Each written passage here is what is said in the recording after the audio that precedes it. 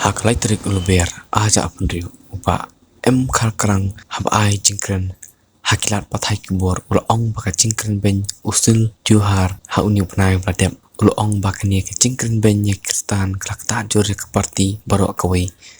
bat dapen syairu baka jingwan uni Sunil ki babun balang kisuthu balka ba udai nak parti BJP ndai uba Kharkrang ulong ba dan jingiadei eiei bat ke parti BJP Sini kalau ben maka tu kajing keren jung wei neki bawan nasabar sini sepo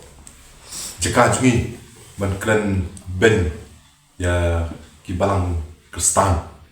kini kelak tak jur ini but ngang di kristan i bahek di kristan but ngi sutu kan no kata ki beri jungi but ngi semua bandre ba sosi kalau kajing wan ke jungu desa ni dah lah pen connect view ba wan ke BJP Meghalaya ke bamian ke bamdai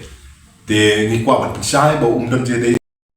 but masenja untuk hi na kalian jual secretary lah top personal letter su ba la pen pa ke jing song si ke jungi but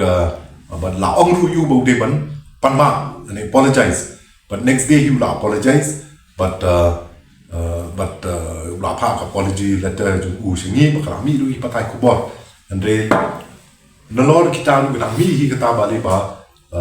baka dega BJP Meghalaya balik ni ki berkhoi ni ko pensai namar balik BJP Meghalaya but BJP berkhoi jo India hai berkhoi kam ju pe kan ko nyam ni smo tho ya ko contribution jong ki balang kristan ba per klem nyo kerteng ni kan ko ru ni so tho ya ka jing ya ka contribution ju ki nam ta state ko jungi narup nong ki school ki colleges ki hospital but keleng but no ki la pen roi pen pari kan gadi jungi nang ba puli pthi but kum ta ka ko kya but kam ngi dang don ngi ni ngim num ai la ba manu ru ba kin le ne pe event le ne kren kan tho bakla ya kan nyam kristan but ndai tang nyam kristan ni ko nu nyam mar ngi pa mengali ni ngi burom ki nyam par khoi but fi ne pe la ra gi don gi nu ju ya thot ba paraja ben ru ne ngim ju ta kan nyam bangi kwa kan ne ba kum ta but kamdei man kata ego no nyam pidon ko no party pidon ko no ka balang pidon ko no nyam ru pi lech kata but penroi kata la jong dei somha naik dokti ya ko no nyam but ngi da pendam jul ikan ngi kran jung nu Sunil Deohar ubon sini sa state jong Deohar buan na wata to ka indigenous faith conference ka balong hapok penter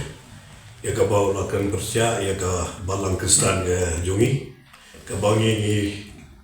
ka balang kristan ga jungi ni bon bhagi ni ki education institution nang ni apo ka state Meghalaya jungi ni bon bhagi ni ki healthcare center ki ba ai jing sumar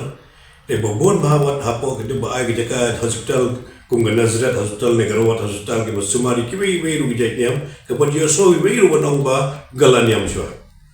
Ibon hagi school degi college ki popular ki school jong ki Christian educational institution. Dapat yo iba get admission ino na degi benrung ya